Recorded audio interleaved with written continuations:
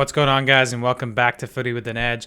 Man United have just drawn 2-2 with Liverpool at Old Trafford to put a big dent in Liverpool's title hopes this season. While we definitely had the chance to steal all 3 points from Liverpool and almost guarantee that they don't win the title in Klopp's last season, I think we did pretty well to get a point from that game based on how terrible we actually were. FOTMob has this momentum graph, right, that I'll show you guys here. This momentum graph right here. Look at how much control and dominance Liverpool had throughout that entire game. Even for short periods, we couldn't really threaten Liverpool in any meaningful way. And the full stats just back this up, right? If we're going to look at the entire game here, United had 0.71 XG from 9 shots, whereas Liverpool almost had 4 XG from 28 shots. All our shots came in the second half, including the 2 goals that pretty much came out of nowhere. And Liverpool had 7 big chances and they missed 5 of them. And they also had 11 corners to our 6. In every single way possible, Liverpool dominated this game. But to United's benefit, they were terrible in the final third today. The finishing from the front 3 and some of the midfielders was absolutely awful.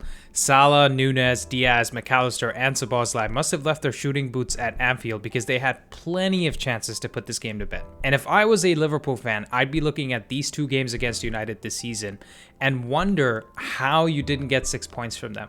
And even with 7 games to go, if you end up not winning the title, it's gotta be because you didn't take your chances in key moments. Don't get me wrong, you scored 72 goals this season, which is just 3 less than Arsenal, but you have 8 draws from 31 games, which is just not good enough if you want to beat both Arsenal and Man City and win the title. Anyways, we got a lot to talk about both teams in this video. It's going to be more of a match reaction than a tactical analysis today because unfortunately I'm traveling and I don't really have time to make a full video, but I hope you guys still enjoy watching and continue to support the channel. Let's get straight into it. As we've seen very often this season, United actually started the game pretty well. In the first 15 minutes or so, we created some chances. We were playing some good football, including that offside goal that was ruled out for Garnacho. But we went back to our basics in terms of being poor on the ball, in possession, even off the ball, just pressing without having any cohesion and leaving large gaps in our midfield for the other team to exploit. Particularly the thing that stood out for me a lot today, which is what led to Liverpool having 28 shots against us, was that United was very, very sloppy in possession. It was a really poor game from Casemiro and Bruno for large portions of it. When you look at a midfield of Bruno Fernandes, Mainoo, and Casemiro, 2 of the more experienced midfielders in the team just giving the ball away time and time again, it's very frustrating and it's also very demoralizing. We've seen Onana and our defenders get a lot of slack this season because of, allowing a lot of goals and also allowing a lot of shots against us. But it's not actually because of our defensive line. And surprisingly, our defense has been the weakest in terms of consistency because there's, out of the starting back 4 today, only 1 player is the one that's supposed to be starting in the full strength team, which is Diogo Dalot. We don't have a starting left back. We haven't had one the whole season. We haven't had our first choice center backs. We haven't had those almost the entire season. And yet I feel like our defense is the least to blame because our forward line and our midfield line keep giving the ball away. There were so many simple passes that were mistimed and misangled today that led to Liverpool, being on the counterattack when the United players weren't really expecting it, because you'd have the back line winning the ball and then the fullbacks trying to get forward so that someone can make a pass into them, and that pass would just be horribly misaligned or mistimed by someone like Casemiro and Bruno, and then Liverpool would just have like 5v3 against us all the time. And because of this, all season we've just been having to defend a lot.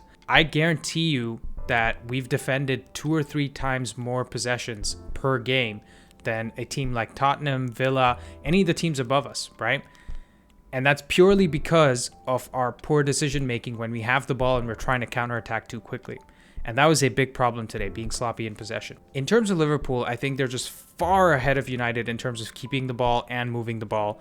And that's kind of expected because they've had the same coach and a lot of the same players playing really well for the last 5-6 seasons. Nobody's comparing Liverpool to United now because of the gap that's between the 2 clubs. They seem to also be better at decision making on the counterattack, which is something that's supposed to be our strength. That's what Ten Hag is trying to build with our team, but Liverpool were just better in every single way today. But like I said in the intro, their finishing was dreadful all game. I feel like top players that you rely on, especially to perform against United, like Salah, Nunez, and Diaz, were all wasteful. And Szoboszlai was kind of unlucky with the Onana save, but otherwise he wasn't really dangerous. And if you look at the screen here, there's actually a lot more United players that have better scores in terms of match rating than the Liverpool players, despite having that level of dominance, that level of XG creation, that level of chance creation. It's because despite doing all of that, you didn't win the game. And ultimately, that's got to be a failure for Liverpool. And I feel like as a Liverpool fan, I would be really doubtful about actually winning the league this season, because in the next 7 games, unless you're completely at it in every single game and you actually win all 7, how are you going to win the league? How are you going to beat Arsenal and City? And how are you going to do any of that if you keep having poor finishing? That's just not possible. So let's see what happens. I feel like both teams today were bad for different reasons. Liverpool, because they have high expectations of themselves. They've been having a very good season and they're trying to compete against 2 very good teams, but they couldn't beat a poor team today away from home, which is the reality. And United, because we were 2-1 up out of nowhere, we should have held on to win that game, but we didn't. But that's kind of expected from us this season, right? So let's talk about some of the players. All right, I'm going to talk about some of the United players from a positive and negative perspective from today's game. And Harry Maguire has to be up there with one of our best players today, because he was defensively a wall. He won absolutely everything in the air. His positioning in a lot of key situations was very good, with a few interceptions on the ball inside the box. He's still not very composed on the ball because he's got the balance and agility of a refrigerator, as we all know. But he's still doing his best, right? He's had his captaincy taken off of him. He's 31 years old. He still wants to keep playing for England. But I thought he had a solid game today. If you look at some of his defensive statistics, 3 tackles, 1 out of 4, 8 clearances, 1 block, 1 interception, 14 total defensive actions, and 5 recoveries. He also won 75% of his duels, 9 out of 12. And I thought he had a solid game. Definitely needed him to put in that performance today as the most senior person in that back line. Second player we got to talk about is Willy Kambwala. What a player this guy is. Very, very impressive game from the 19-year-old. He looks so good aerially. He's got a very good, powerful header on him. He's also very fast and showed great recovery pace versus Nunez, who's one of the fastest players in the league. And if you guys remember that play, he actually had to go on the outside of Nunez to catch up with him and stop him from getting a good shot on goal. So very impressive from this kid in terms of composure, in terms of pace, strength, aerial ability. He actually looks like a Rafael Varane regen if we had to make a comparison. And what surprises me is that even though our club has been so bad over the last 10 years, we still seem to be producing these 1 or 2 gems from the academy. Kambwala is obviously an example. Mainoo is an example, who we're going to talk about shortly. It's just impressive what we can actually produce, even with the club being in tatters. So imagine what we can do with like the right structure and improving some of these things over the next few years. Very, very bright future for this kid. Let's keep an eye on him. Next, we got to talk about the main man, Kobbie flippin' Mainoo. How good is this kid? The more we expect from him, the more he delivers. Again, great composure on the ball in midfield. He used his body well again to shield off players and dribble forward at times. I feel like his passing is an area that he needs to improve a little, especially at the end of those dribbles where he breaks forward from the midfield, because you got to realize when he's driving forward from the base of midfield, he's leaving his spot empty in the back, which means we're now 1 man lighter if the other team breaks on us. So losing the ball when you've just driven forward can be very, very dangerous, especially because we've had the problem of having too open a midfield.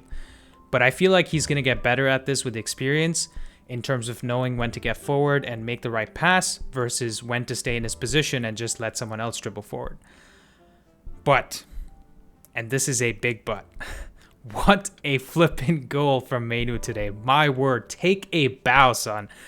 The stuff this kid can do on the ball is just next level.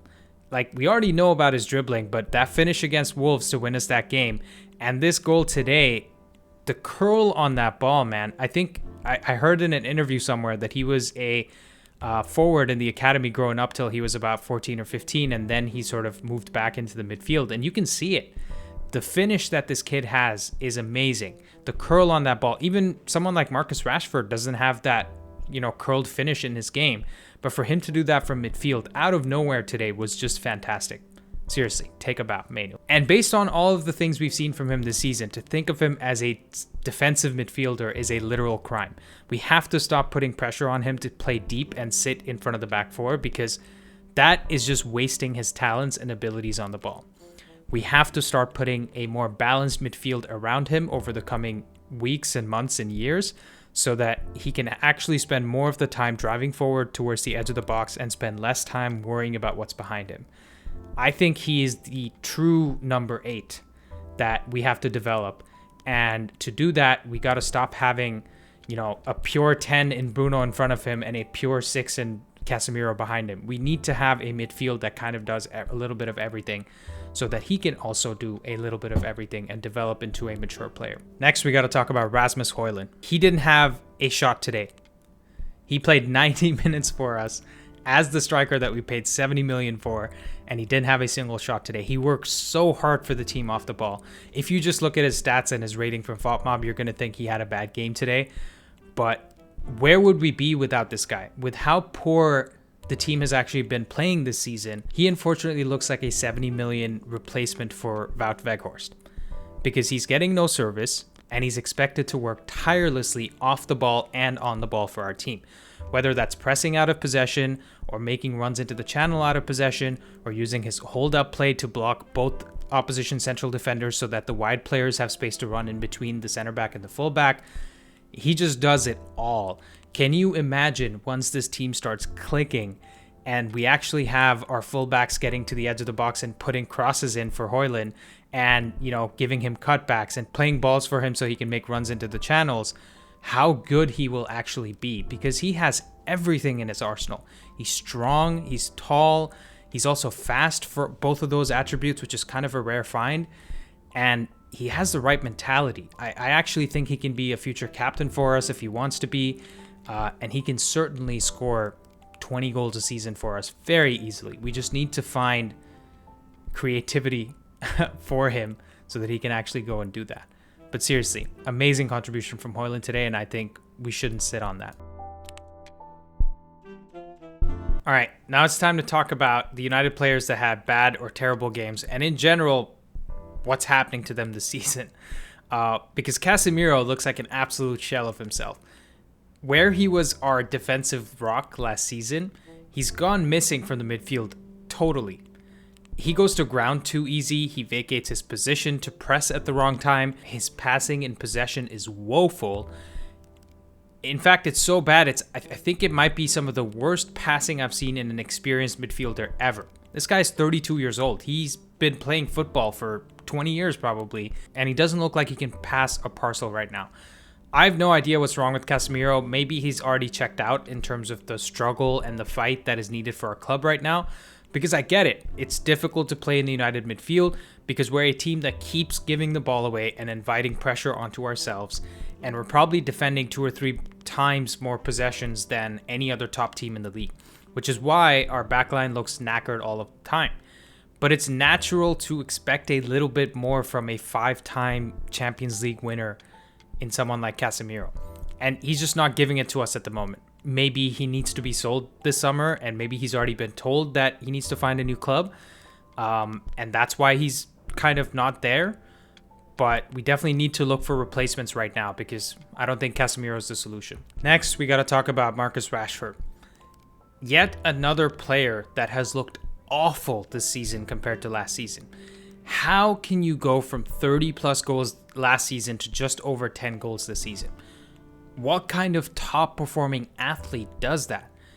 I know he was taken off with some injury today and he may have been carrying something before the Chelsea game too, but overall this is by far his worst season because I don't think he's ever had this big a downturn from one season to the next. And he's also never been this high a profile in his career, and he's never been paid this much in our team before. He is supposed to be our talisman, the number one player on this team that's supposed to carry us to victories and to titles.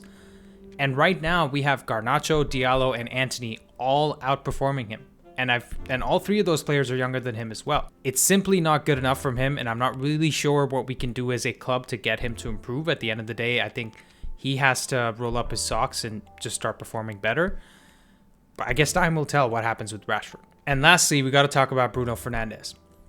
Our captain epitomizes everything that's good and bad about the team this season. While he was pretty good last year, one of the best creators in the league, he has absolutely fallen off a cliff, much like the rest of our team. He can't seem to make good decisions on the ball, even the simple ones, much like the rest of our team. He also can't seem to play those long balls to Rashford and Garnacho that he's usually really good at. And even other players like Dallo and our defenders and Casemiro, they were really good at these things last year, but they've been terrible this year. And while Bruno's never been known for his composure, he seems to have gotten worse with even that aspect of his game this season. And I think I have a very good explanation for everything that's happening with Bruno, and perhaps that explains a lot about the team as well. Bruno Fernandes looks absolutely exhausted. He's the type of player that is probably more mentally tired than physically after a hard-fought battle over 90 minutes. Because he gives everything in every minute of every game.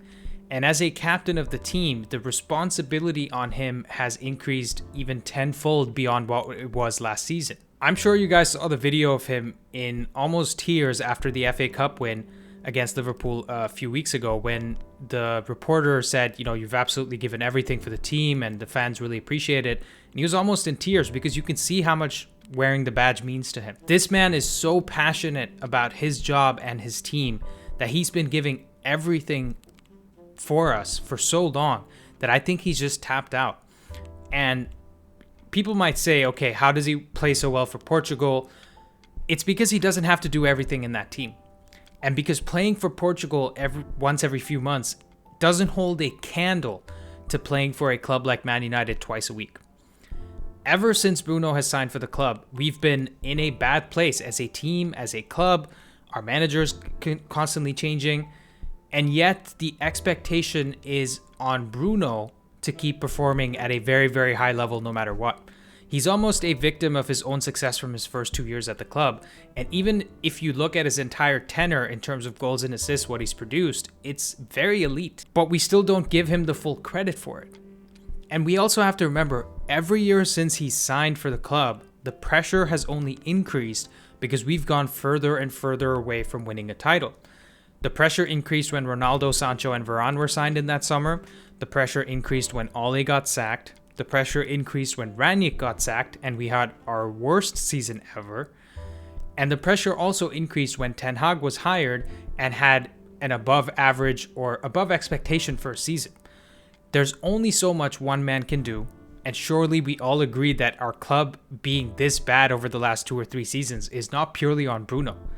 So yes, he has been playing poorly, but I feel like we're also expecting a lot from one guy. Something needs to give. He needs to get some rest, and I think that'll only happen by us becoming better as a team with better players around him, because I don't think he's sitting on the bench anytime soon. Let's hope we can course correct as a team by the start of next season and take some of the pressure off of Bruno. In terms of what's going to happen this season, I think this season's pretty much over. There's no chance for us to get top 4 or top 5. I think Europa League is our best bet this season.